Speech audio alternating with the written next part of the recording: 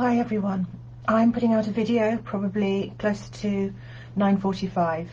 Some shocking things in London the other day, to be expected, so I'm glad people were there recording it, because you get a totally different picture on the news and the newspapers. It shows that there's absolutely nobody within authority allowed to represent the truth in this country anymore. It's a worrying place to be, but I could see we were heading closer towards a sort of a Chinese kind of concept of worker bees quite a while ago. And with the police and the authorities and the press marching to this beat, we are living in a totalitarian state now. I don't think it's going to loosen its grip. It is dangerous to speak out, but we must keep doing that even more, because the more of us who do that, the less danger there is for us individually. Okay, I'm going to see you later. Let me know any questions or topics you want me to cover. But it's the third event now I've seen that's disturbing. I've seen the ones in Dover, I've seen Nottingham, and they've all ended in violence that's been unreported by the police. And I've seen the bruises. I've known and spoken to some of the people. So what's going on is horrific. These people are henchmen, and they're giving authority to the beast, if you like, to global communism, New World Order. People like Gates, who are into eugenics, and as was his friend Epstein. So we're looking at towards a very dark time that's difficult to overcome, where our persecution is pretty much obvious now. What can we do about it?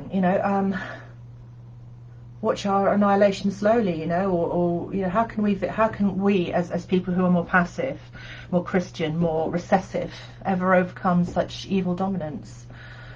I suggest looking to the book of Revelations, because it explains this persecution that we would have expected had we been living in a country that still had a Christian culture within its fabric, within its hierarchy. Let's say it's within its fabric. It's within the pre-existing bonds amongst us, now in our memory, in our living memory, but it's not in the fabric anymore. It's been completely corrupted. So, what we believe in will fall through. What we believe in isn't holding it together. What they believe in is.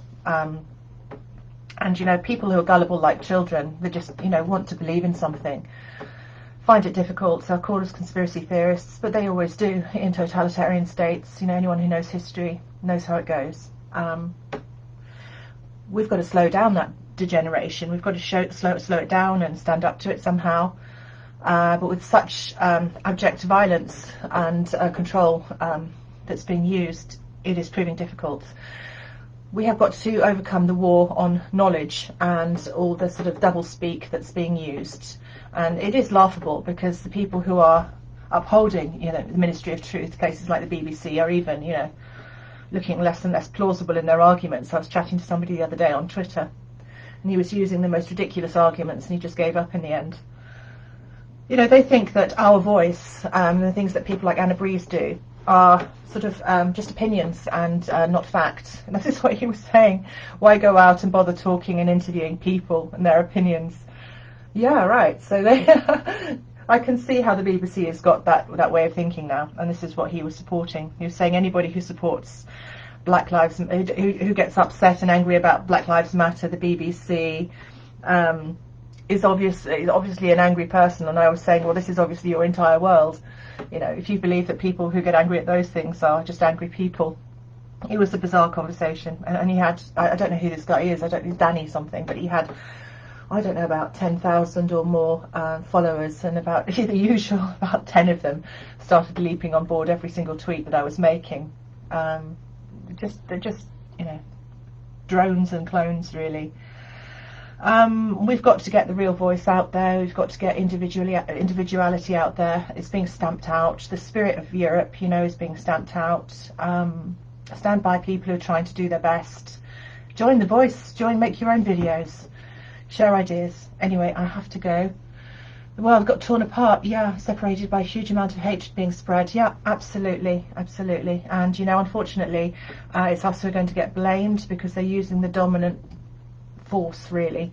The people who they can pick on more readily has already been decided, and it's not Black Lives Matter, is it?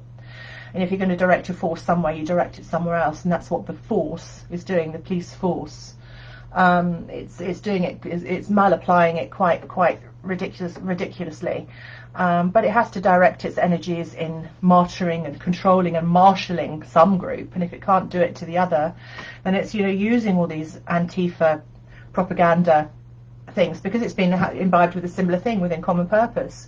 So when Antifa go up there armed up to try and attack and degrade survivors of child sexual abuse, or people who can't be housed, veterans, you know, that they're attacking people as one, as you know, Hitler would have done, using, you know, his secret police or the Gestapo. What these people have become is not like they've suddenly been transferred. It's just that the guiding agenda above has changed, and the training has changed. The thinking has gone the other way. So when people like Merkel and Cameron stand up and say multiculturalism has failed, what they are doing when they're rolling out the new world order is making it more of a monoculture. That's what they mean. And people are they just got cognitive dissonance, because we still think we're living in Europe. We still think we're living with our old cultural representatives. Up there in the hierarchy, there are none. So we're looking at a cultural kind of revolution. We are like, you know, the Cossacks, Holodomor, I don't know. We are the strong backbone that they want to see removed so that their communism works better.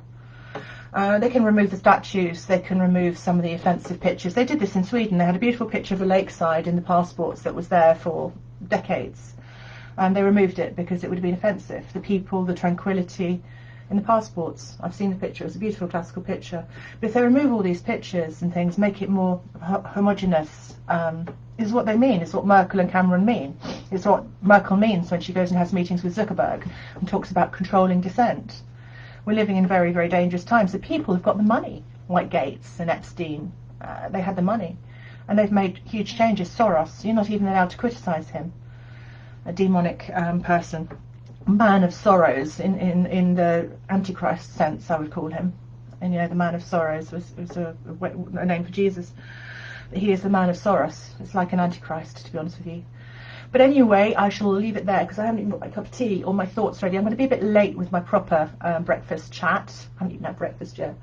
But I'm going to perhaps leave it for about another 20 minutes, and where I can get my thoughts together. I do slightly longer ones here now, because I know so many of you follow me, and I'm not sure if you click on my link to YouTube when I do the live streams there.